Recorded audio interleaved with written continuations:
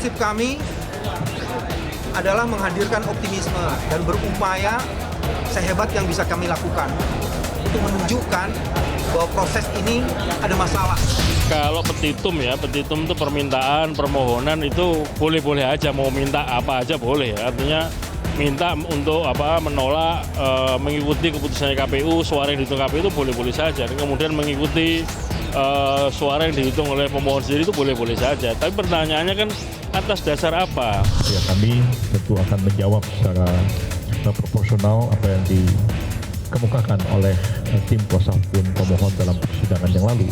Tapi ujung-ujungnya kemudian ya Anda boleh ngomong apa aja, boleh bicara apa aja, tapi apakah Anda bisa membuktikan? Jadi itu persoalannya di Mahkamah Konstitusi ini.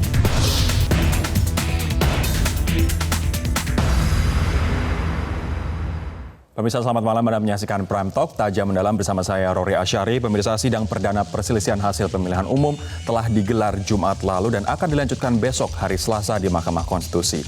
Agendanya adalah mendengarkan jawaban dari pihak termohon yakni KPU, kemudian pihak terkait dalam hal ini TKN 01 dan juga dari Bawaslu selaku pemberi keterangan. Nah, akan menarik jawaban dari KPU dan juga dari TKN 01 dikarenakan dua pihak ini banyak dituding dan juga disebut-sebut pada permohonan dari BPN 02 pada Jumat lalu. Kita lihat terlebih dahulu apa saja tudingan dari BPN 02 yang kemarin dipimpin tim kuasa hukumnya oleh Bambang Wijoyanto. Kita lihat bersama-sama bahwa ada satu dugaan yang paling menarik kemarin atau paling banyak disebut, yakni ada 22 juta suara siluman di DPT. Ini tentu saja tudingannya adalah untuk KPU begitu. Nah, di sini BPN menjelaskan bahwa angka ini berasal dari 17 juta DPT yang diduga bermasalah dan ditambah 5 juta DPK atau daftar pemilih khusus sehingga totalnya ada 22 juta suara siluman dan 22 juta suara siluman ini kemudian larinya ke Jokowi Kiai Haji Ma'ruf Amin begitu, dan dari hasil penghitungan BPN seharusnya suara dari Jokowi Kiai Haji Ma'ruf Amin berkurang 22 juta suara dikarenakan DPT siluman tersebut. Nah, yang kedua adalah ada kecurangan dalam situng KPU. BPN berargumen bahwa ada upaya menyamakan situng dengan hasil rekapitulasi nasional. Mereka juga berpendapat bahwa situng dibiarkan terbuka oleh termohon, dalam hal ini KPU, sehingga pihak ketiga bisa masuk dan mengubah data situng. Nah, input data kacau karena ada penyusup atau intruder begitu. Kemudian ada juga pendapat yang mengatakan bahwa, atau argumen yang mengatakan bahwa KPU merekayasa penentuan jumlah suara sah, ini khususnya di sejumlah daerah di Jawa Tengah. Kemudian DPK dan DPTB juga dimanipulasi oleh KPU. Nah, apa jawaban dari KPU? Besok tentu saja akan disampaikan dalam jawaban mereka sebagai pihak termohon. Namun kita sudah sering mendengar bantahan dan juga jawaban dari KPU. Di antaranya kita akan lihat bersama-sama bahwa penetapan DPT, ini soal DPT, KPU mengatakan bahwa ini sudah melibatkan tim dari 02 dalam penyusunannya. KPU juga mengatakan bahwa memberikan jawaban yang simpel sebenarnya dan juga masuk akal terkait dengan tudingan bahwa ada DPT siluman 22 juta. Ilustrasinya adalah seperti ini pemirsa, bahwa di DPT Pilpres 2019 jumlah DPT-nya adalah 192 juta. Nah, sementara apabila Anda ingat DPT Pilpres 2009, 10 tahun yang lalu jumlahnya adalah 176 juta suara. Nah, kalau misalnya saat ini DPT-nya adalah 192 juta untuk tahun 2019 dikurangi 22 juta, maka jumlah DPT-nya hanya 170 juta. Nah, 170 juta DPT menurut BPN ini, menurut KPU, akan lebih rendah daripada DPT Pilpres di tahun 2009 yang lalu. Nah, apakah ini masuk akal? Itulah yang ditanyakan oleh KPU. Masa DPT Pilpres 2019 lebih rendah daripada DPT Pilpres tahun 2009? Nah, ada juga jawaban dari KPU yang mengatakan bahwa situng ini sebagai bentuk transparansi penghitungan suara oleh KPU, sementara yang memiliki yurisdiksi adalah rekapitulasi berjenjang. Ini adalah merupakan alat kontrol situng untuk melihat seberapa transparan sebenarnya penghitungan suara berjenjang dari tingkat kecamatan, dari tingkat TPS, kecamatan, kabupaten, dan provinsi sampai dengan pusat, dengan apa yang sudah masuk dari formulir C1 di situng ini itu sebagai alat kontrol. Itu adalah argumentasi dari KPU yang besok juga pasti akan disampaikan terkait dengan situng, dikarenakan situng dituding oleh BPN merupakan metode yang curang begitu. Nah, ada 15 poin dalam petitum BPN yang dibacakan Jumat lalu, pemirsa, atau 8 poin lebih banyak daripada petitum yang disampaikan BPN kepada MK pada tanggal 24 Mei yang lalu atau 3 hari pasca penetapan hasil Pilpres. Nah, BPN meminta penetapan suara diubah seperti ini. Anda lihat bahwa Prabowo Sandi memperoleh 68 juta suara sehingga menang 52%, sementara Jokowi Ma'ruf hanya memperoleh 63,5 juta suara atau sebanyak 48%. Kemudian banyak orang bertanya, loh kemana 22 juta suara Jokowi yang hilang? Ternyata jawabannya adalah menurut BPN dikarenakan 22 juta DPT siluman tersebut. Kemudian mereka juga meminta melakukan PSU. Kalau pada petitum sebelumnya, BPN meminta PSU di seluruh wilayah Indonesia, di petitum yang baru, yang ini kemudian diprotes oleh tim TKN dan juga KPU karena ada perbaikan petitum begitu, di saat undang-undang dan juga peraturan Mahkamah Konstitusi tidak membolehkan, mereka meminta PSU di sejumlah wilayah, di antaranya Jabar, Jateng, Jatim, Banten, DKI, Sumsel, Sulsel, Papua, dan sejumlah daerah yang lain. Nah, kemudian mereka juga meminta mendiskualifikasi Paslon 01 dan menetapkan Paslon 02 sebagai pemenang Pilpres. Nah, kita akan menyimak terlebih dahulu pernyataan dari KPU terkait kesiapan mereka untuk menjawab berbagai tudingan yang dilancarkan oleh tim kuasa hukum BPN Jumat lalu. Perbaikan permohonan tersebut, sekaligus juga kami akan menyampaikan keberatan tentang perbaikan yang kita kira sudah melewati batas waktu yang sudah disesuaikan oleh Mahkamah Konstitusi. Nah, jadi tentu saja kami sudah menyiapkan jawabannya dan kita akan bacakan pada sidang besok. Dan kita juga sudah menyampaikan disclaimer bahwa situng ini bukan hasil resmi, tetapi yang kita gunakan adalah rekapitulasi berjenjang dari TPS ke kecamatan, kabupaten, provinsi, sampai KPU. Walaupun posisi kami ini adalah pihak terkait sebenarnya, termohonnya itu adalah KPU, tapi dalam faktanya bahwa isi permohonan itu sebagian besar justru ditujukan kepada kami pihak terkait dan bukan ditujukan kepada KPU. Tapi pada intinya adalah bahwa kami menyanggah seluruh keterangan-keterangan yang isi daripada permohonan dan sampai pada petitum bahwa dalam eksepsi kami memohon kepada Mahkamah Konstitusi untuk menerima eksepsi pihak terkait seluruhnya dan menyatakan Mahkamah Konstitusi tidak berwenang untuk memeriksa, mengadili dan memutus perkara yang dimohonkan atau setidak-tidaknya menyatakan bahwa permohonan tidak dapat diterima. Kita akan coba melihat perspektif dari mantan hakim konstitusi dan juga mantan hakim pidana begitu terkait dengan apa yang disampaikan oleh tim kuasa hukum BPN, serta kita akan mengetahui bagaimana perspektif dari TKN terkait dengan tudingan bahwa Presiden Jokowi melakukan abuse of power dalam kapasitasnya sebagai presiden pada Pilpres kemarin. Kita akan memperbincangkannya, pemirsa, dengan 3 orang narasumber. Ada Arteria Dahlan, tim kuasa hukum TKN. Bang Arteria, selamat malam. Selamat malam. Ada juga, waalaikumsalam, Pak Marwarar Sihaan, mantan hakim Mahkamah Konstitusi. Pak Marwarar, selamat malam. Ya, selamat malam. Ada juga Kang Asep Iwan Iriawan, mantan hakim. Kang Asep, selamat malam. Selamat malam, sore. Saya akan ke Bang Arteria terlebih dahulu. Pada sidang Jumat kemarin, Bang, Presiden Jokowi dituding melakukan abuse of power dan melakukan kecurangan secara terstruktur, sistematis, dan juga masif. Kira-kira besok tanggapan dari tim TKN terkait dengan tudingan ini, wujudnya akan seperti apa? Ya, jadi kami memang agak terkejut ya. Sidang kemarin itu mungkin sidang pembacaan permohonan keberatan yang paling lama ya Pak Maru ya. Sepanjang sejarah kita bersidang di Mahkamah Konstitusi. Tapi kita apresiasi Hakim MK yang begitu akomodatif. Kami juga terkejut tatkala dikatakan ini namanya perang total. Bahwa kami katakan bahwa palagan MK ini bukan peperangan, tapi memang suatu kontestasi hukum yang bermartabat untuk menyatakan dan membuktikan bahwa kemenangan kami ini dilakukan dengan suatu proses demokrasi yang sehat dan pemilu yang bermartabat. Bang Arteria, mungkin saja dikarenakan tudingannya yang banyak dan juga tudingan kecurangan TSM itu artinya yang disampaikan lebih banyak sehingga butuh proses yang lebih lama. Nah, makanya kan dikatakan tadi kecurangan total, kecurangan TSM ya. 2,5 jam mereka hanya mengatakan bahwa kami layak loh untuk diperiksa khusus untuk yang masalah kualitatif, bukan yang kuantitatif. Yang kan hanya untuk mengatakan kita mau kualitatifnya diperiksa, itu butuh 2,5 jam sama mereka. Nah ternyata yang dikatakan kecurangan pun, kalau kita bisa elaborate, ya itu kan hanya 5 poin. Masalah penggunaan APBN, kemudian juga polisi, netralitas TNI dan BIN, polisi BIN, kemudian media ban dan sebagainya.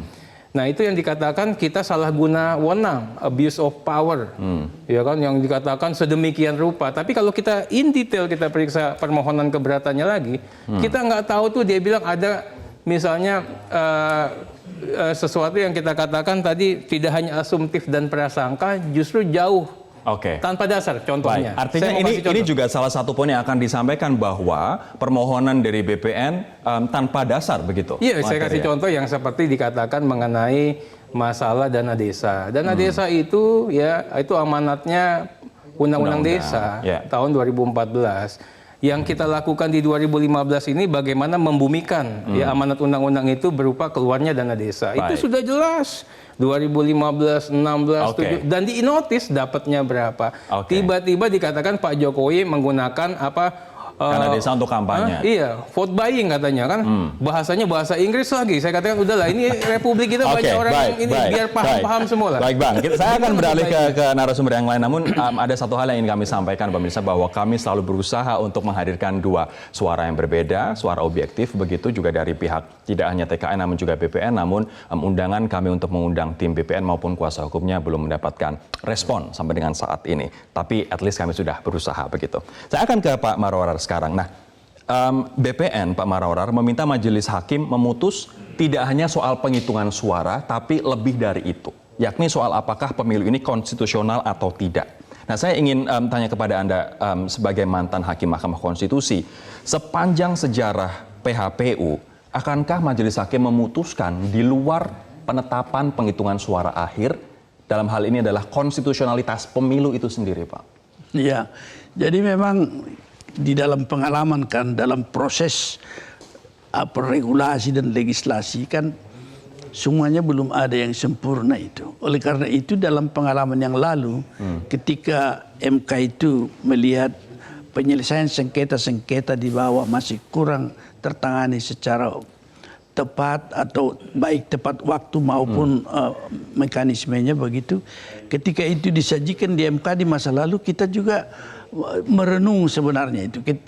Pada saat itulah kemudian muncul apa yang dikatakan bahwa kalau bisa dibuktikan dengan secara lugas dan bukti-bukti yang otentik itu bahwa ada pelanggaran yang sedemikian TSM itu, ya memang kita mengadunya dengan norma konstitusi di dalam pasal 22 ayat 1 bahwa keadilan itu memang harus ditegakkan dengan mengatakan bahwa proses pasti berpengaruh terhadap hasil. Artinya sebenarnya untuk memutus di luar dari hanya sekedar penghitungan suara dan menghindari terminologi bahwa MK hanya mahkamah kalkulator, itu sebenarnya dimungkinkan atau tidak?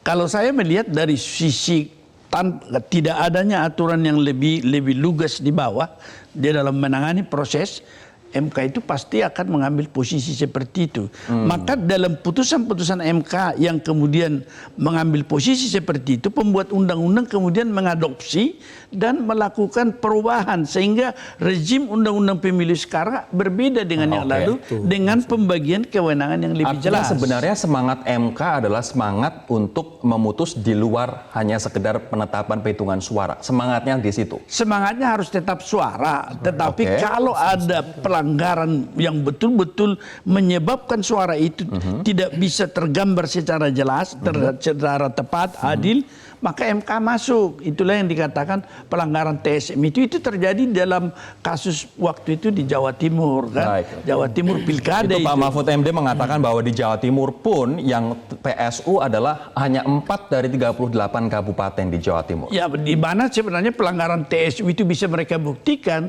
itu saja sebenarnya. Tetapi jangan lupa bahwa pelanggaran terstruktur sistematis masif harus berkorelasi juga dengan perolehan suara. Artinya kalau tidak mengubah hasil suara secara nasional, PSU tidak akan dilakukan di sejumlah daerah yang diminta? Ya tidak.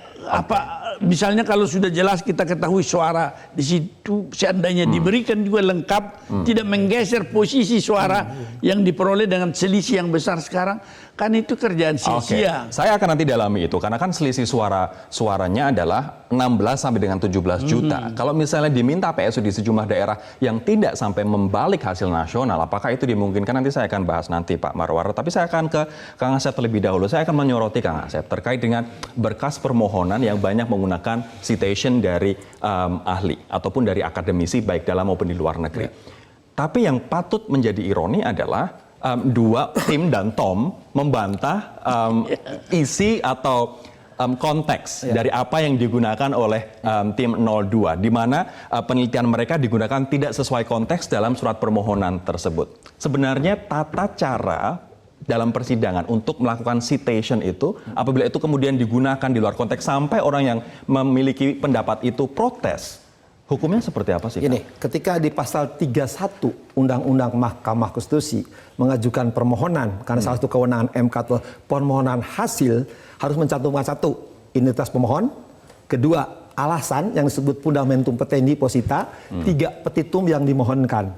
Nah, ketika uraian posita, alasan dia mengajukan gugatan, dasar hukumnya, apa yang terjadi di situ, misalkan tadi status Ma'ruf Amin, kemudian suara 52, suara siluman. Nah, dia tidak bawahnya didukung oleh alasan hukum, termasuk didukung oleh doktrin. Dikutiplah para pendapat. Nah, pendapat ini harus menguatkan peristiwa alasan. Misalkan Profesor A, Profesor B. Jadi ketika profesor ini mendukung doktrin ini, harus mendukung dalil. Itu adalah aturannya. Itu semua. Pak Maruf itu guru saya. Keliling Indonesia itu di peradilan umum untuk perdata, di peradilan tun, di peradilan niaga, di peradilan agama sama. Ketika membuat permohonan, membuat gugatan, ada identitas pihak, ada posita, ada petitum. Tiga hal ini harus nyambung. Jadi ketika dia berbicara misalkan 52, nanti di petitum maunya apa? Ketika dia bicara suara siluman, di petitumnya apa? Itu teorinya dasar sekali.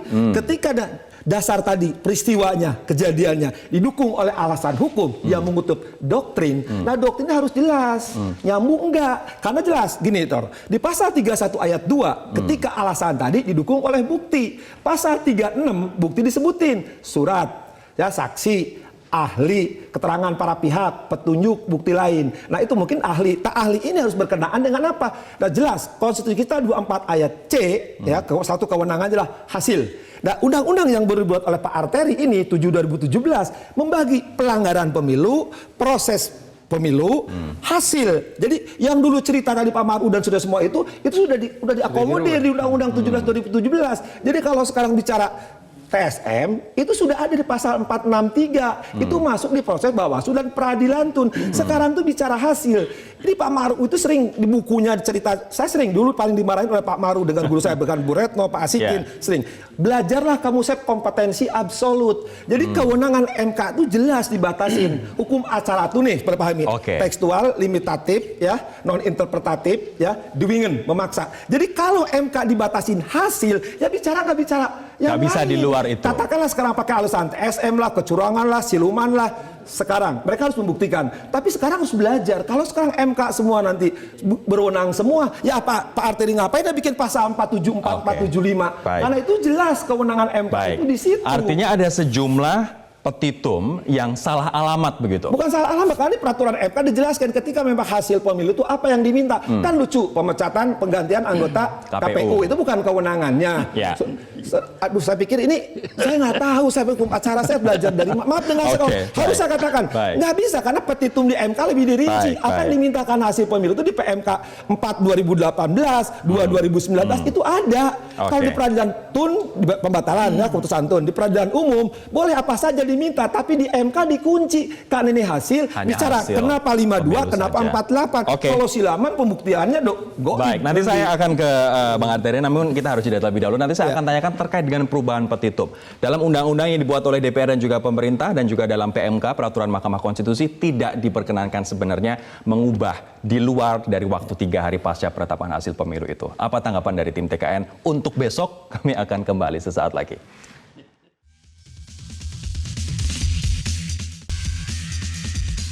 Bang Arteria, kemarin Pak Yusril, kemudian Pak pengacara-pengacara yang lain juga sempat protes begitu terkait dengan perubahan petitum dan juga permohonan. Nah, apa besok yang akan disampaikan dalam jawaban pihak terkait dengan perubahan petitum? Dengan segala rasa hormat kami dengan hakim mahkamah, ya, saya pikir semua yang menonton persidangan kemarin akan terusi rasa keadilannya. Kenapa begitu? Bayangkan 37 halaman harus dikatakan sama dengan yang 146 halaman. Bukti yang 31 bukti ini sama kok dengan bukti yang 154 sekian bukti ini. Padahal sama. jumlah petitumnya saja berbeda. Iya, dari halamannya berbeda, jumlah buktinya berbeda, tapi kita dibilang sama, udahlah. Tapi kami dalam posisi kita juga mau mengentertain pihak 02 lah. Maksudnya mengentertain itu bagaimana? Tapi bahasa hukumnya tetap main, bahasa hukumnya kita tetap menolak. Tapi kita menghormati hakim. Artinya mahkamah. mengentertain usaha mereka begitu? Dalam konteks kita coba untuk menjawab. Nah, makanya dalam bagian permohonan kami ini ada namanya opening statement. Kita bahasakan dengan yang namanya sekapur sirih lah. Melihat gimmick-gimmick yang apa terjadi. Isinya itu nantinya? Ya, kita katakan misalnya ini kan bukan perbaikan. Diksi perbaikan itu Kamus Besar Bahasa Indonesia kan tidak menambah materi muatan lah, simpelnya seperti itu. Kalau bukan perbaikan apa kemarin istilahnya? Kita katakan ini permohonan baru. Even MK mengatakan itu hanya lampiran, nggak apa-apa juga kita. Dan permohonan baru tidak dimungkinkan sebenarnya. Nah, kita katakan di sini bahwa hukumnya sudah terang benderang dan tegas. PMK 4 itu sama PMK 5 itu nggak bisa menjadi bagian yang tidak terpisahkan. PMK 4 mengenai proses dan acara, PMK 5-nya mengenai jadwal tahapan. Itu in detail dan tegas terang dikatakan untuk pemilu presiden dikecualikan untuk perbaikan. Nah, kenapa begitu? Kami waktu buat undang-undang, waktu kita pemilu presiden ini semua perhatian sumber daya itu ada. Jadi 3 kali 24 jam itu tidak menjadi esensi lagi. Karena apa? Mereka punya tim yang hebat. Jadi hanya untuk menyerahkan, masa nggak bisa sih 3 kali 24 jam. Yang kedua perlu diingat, dengan rezim undang-undang pemilu ya dan dahulu oleh undang-undang pilkada yang baru, semuanya ini sudah terpetakan antara pelanggaran kualitatif dan pelanggaran kuantitatif. Yang namanya pelanggaran TSM, terstruktur sistematis dan masif, yang namanya diksi diskualifikasi, itu sudah diatur. Jadi mau bicara yang tadi, pelanggaran yang seperti dikatakan tadi, itu ranahnya sudah ada lah. Itu Kalau misalnya sebenarnya seharusnya bukti-bukti, kemudian tudingan itu sudah dipersiapkan dari awal, kenapa kemudian justru di luar 3 hari itu dilakukan perubahan? Ya, saya katakan memang pertama mereka tidak siap. Itu dari fakta yang secara umum kita katakan begitu. Yang kemudian yang kedua, mereka juga terlalu banyak bicara di ruang publik yang wow gitu loh, tapi pada saat narasi maksudnya? Iya, membangun narasi-narasi yang bombastis, tapi secara substansial itu sangat minimalis. Ini yang kita katakan. Nah, apa yang saya mengatakan sangat kurang pas ya kubu 02. Pertama bicara mengenai bukti lah. 12 truk, saya sudah cek tadi siang Pak. Jangankan 1 truk pun tak ada. Itu hanya ada cuma beberapa kontainer, itu pun sudah dirangkap 12 Pak. Ini yang saya katakan kebohongan publik. Artinya nggak sampai 12 truk Bang? Kemudian saksinya katanya saya punya 30 saksi dengan bangganya. Padahal dengan postur dan dengan materi muatan yang dia sampaikan, Bang Hakim kan? Apa mungkin hanya 30 saksi? Kan nggak mungkin. Dokumen bukti pun begitu yang kuantitatif yang dia katakan sekian 22 juta. Saya nggak usah 22 juta lah. Kalian buktikan yang 16,9. Itu harus meliputi minimal 80.000 TPS. Saya coba sekarang. Saya tambahin. Ini kan kita belajar. Ini biar jelas ini. Pak Arteri. Di pasal Undang-Undang Pemilu 474, 475 ya, hukum mengenal penafsiran dan argumentum a contrario. Di 474 itu ayat 3, perubahan dijelas legislatif. Kalau memang di pemilihan pileg presiden, pilpres ada 475 nggak mengatur. Itulah tekstual, limitatif, non-interpretatif. Dikunci lagi yang dikatakan di PMK. Jadi kita main aturan hukum. Jangan bicara nafsu yang lain. Tidak ada kekosongan hukum. Kemarin salah satu hakim mengatakan ada kekosongan hukum. Nggak ada. Jadi 474 itu ada perubahan legislatif. Nah 475 tidak ada. Artinya kalau tidak ya lakukan itu. Makanya waktunya tadi 3 hari, 14 hari. Itulah limitatif. Itulah doingin. Memaksa. Jadi jangan ngarang di luar itu. Kita akan lanjutkan lagi Bang Arteri. Mohon maaf nanti kita akan lanjutkan lagi. Saya akan ke Pak Marwar juga nanti terkait dengan PSU mungkinkah apabila tidak mengubah suara nasional. Kami akan kembali sesaat lagi. Saya akan ke Pak Marwar. Dari bukti-bukti yang diajukan dan kemarin mungkin Anda melihat persidangan dan juga melihat permohonan yang diajukan Pak Maroror terbuka itu bisa diakses oleh publik. Apakah cukup meyakinkan bagi Anda?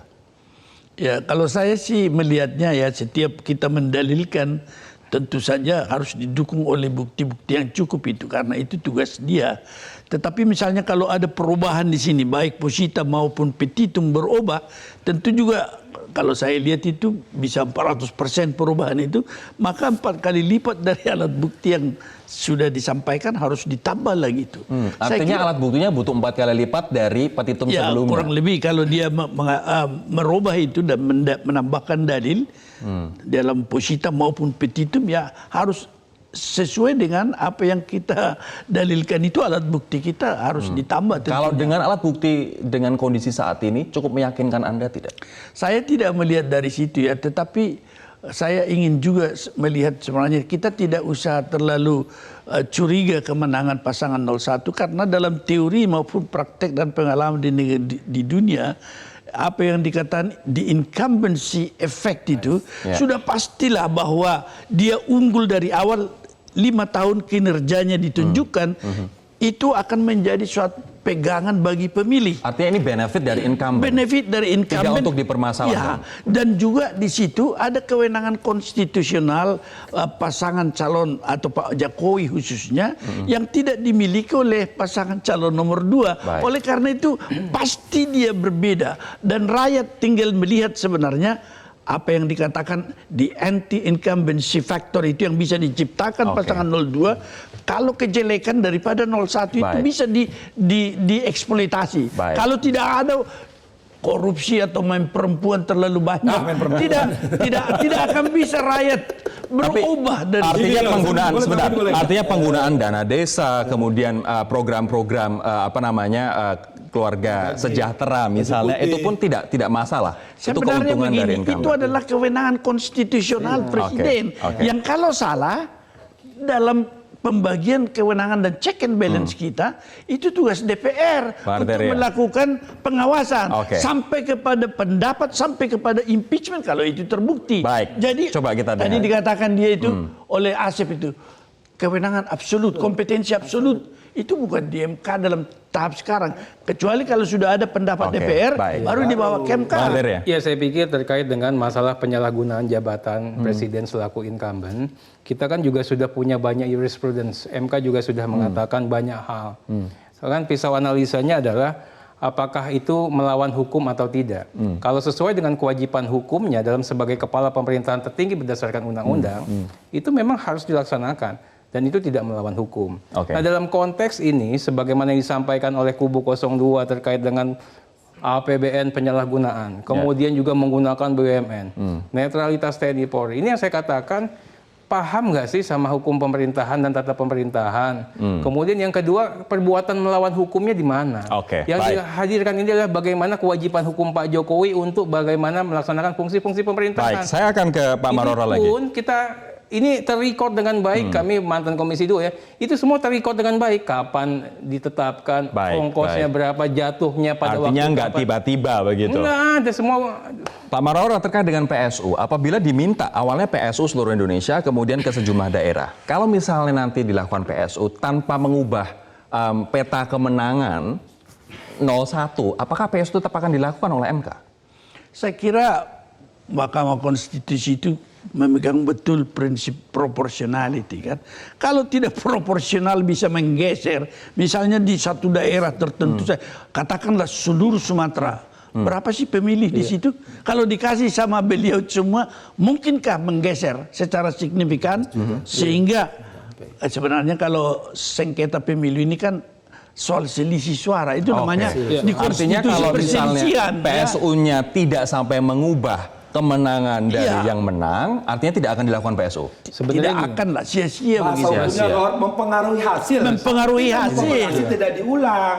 Katakanlah satu provinsi kita ulang, misalkan Sumatera Barat 3 juta sekian, ya tetap aja percuma tidak nyampe 9 juta. Sekalipun ada kecurangan, memang terbukti secara faktual dan legal. Kecurangan itu harus bisa dibuktikan dampaknya terhadap perolehan suara si pemohon. Betul, ya, itu Ini dia. sama sekali tidak terbukti. Kemudian yang kedua, tidak hanya terbuktikan, tapi dia juga wajib bisa membuktikan sehingga dia terpilih Ya. sebagai presiden terpilih. Baik. Dua Narik hal ini bukti nih, nggak Bang. ada di situ. Yang narik Oke, bukti. oke. Sebentar Ya, kan, mohon ditahan terlebih dahulu teman-teman. Bukti. Nanti saya akan tanyakan, mungkinkah ini yang diminta oleh BPN, mungkinkah MK mendiskualifikasi paslon 01 dikarenakan tudingan TSM tadi? Kami akan membahasnya sesaat lagi. Tetaplah bersama kami di Prime Talk. Dalam konstitusi, pasal 22E ayat 1, itu prinsipnya adalah prinsip jujur dan adil.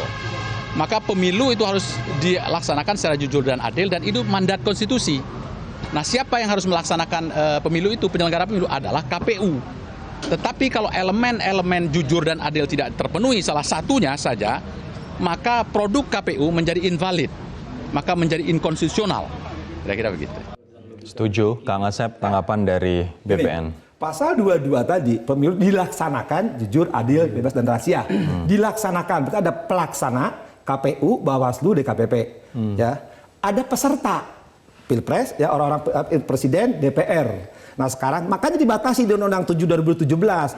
Ada pelanggaran, ada proses. Jadi ketika peserta melakukan pelanggaran, itulah kalau jujur tidak adil, kewenangan Bawaslu, kewenangan DKPP, kewenangan KPU. Bukan Itu kewenangan mainnya. MK. Bukan kewenangan MK, mah nanti di hasil, di kunci kalimat itu jelas hasil. Kalau sekarang narasinya jujur adil, nah dilaksanakan. Bahasa konstitusi dilaksanakan, artinya ada pelaksananya. Siapa? KPU, Bawaslu. Ada peserta, Oke. presiden sama legislatif. Tapi kenapa protes terkait dengan jurdil itu kemudian disampaikan ke MK? Menurut Anda? Ya saya nggak tahu. Dulu kalau saya membaca bahasa konstitusi itu kan harus pelan-pelan. Kalau bahasa agama saya pakai tajwid bahasanya. Jadi kalau dia membahas kapan digunakan 22 huruf E ayat 1, kemudian kapan digunakan undang-undang pemilu, ya itu kan harus beda. Kita mengenal bagaimana penafsiran sistematika menafsirkan satu pasal, satu undang-undang, pasal undang-undang. Jadi jangan sekarang tidak menggunakan 24C kewenangan Mahkamah Konstitusi hasil, tapi dia bertolak ke jujur adil. Itu lain, Mas. Baik. Jujur Iya, adil itu 24 itu dasar. Oke, Bang Saya Andre. pikir pemohon 02 mungkin tim kuasa hukumnya mengalami kegagalan berpikir yang pada tahapan akut.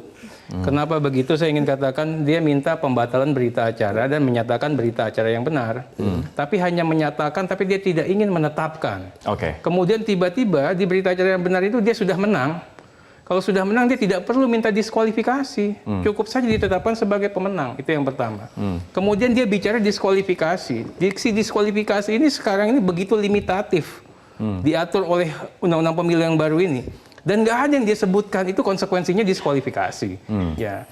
Berikutnya lagi dia katakan ada penggelembungan suara. TSM itu karena penggelembungan suara dan pencurian suara. Ya. Kita sudah bolak-balik ini. Oke. Di mana penggelembungan dan pencurian suara sehingga dia TSM itu tak ada gitu. Tidak ada dalam Nah, berikutnya permohonan. mengenai masalah pemungutan suara ulang.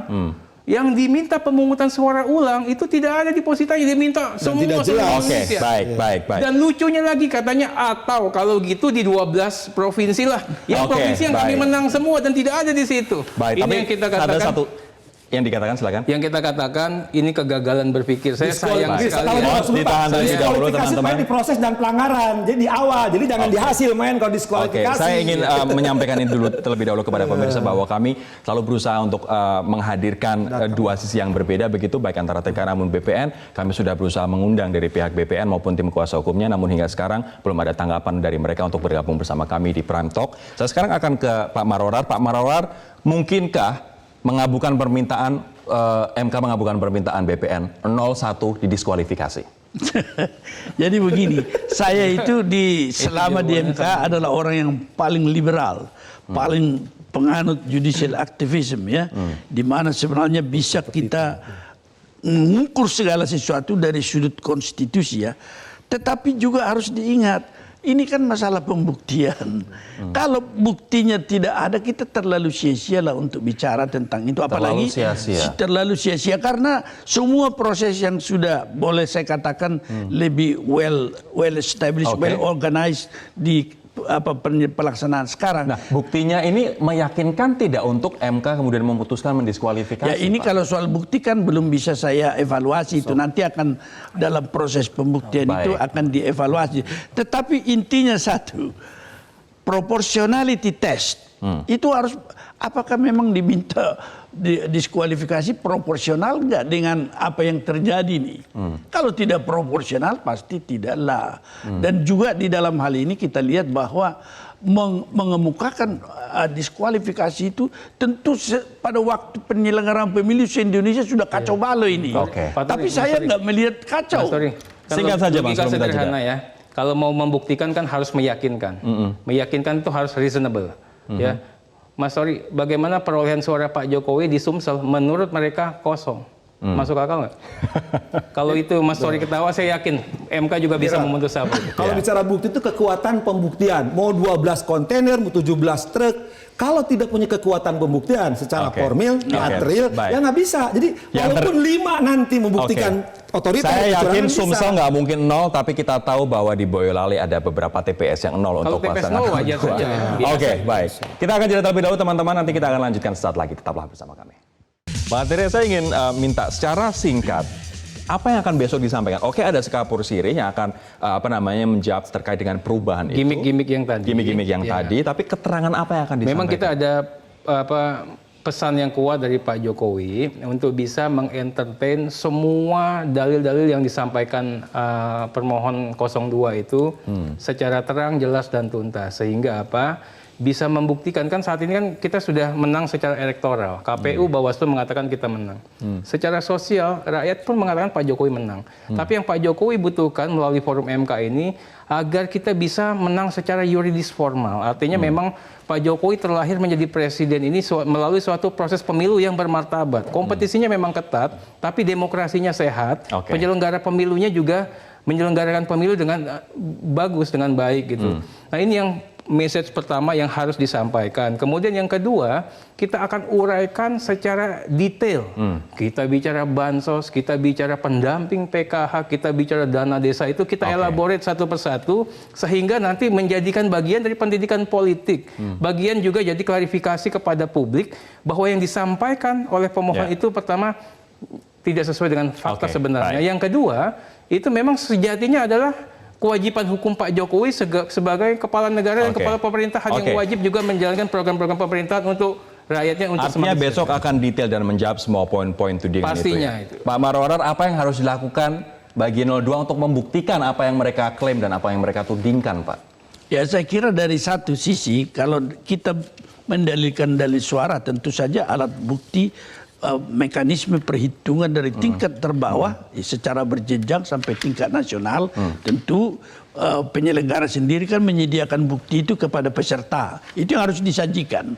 Dan saya pikir kalau dia mengatakan pelanggaran TSM, ya harus juga dibuktikan itu dengan bukti-bukti yang bisa diterima.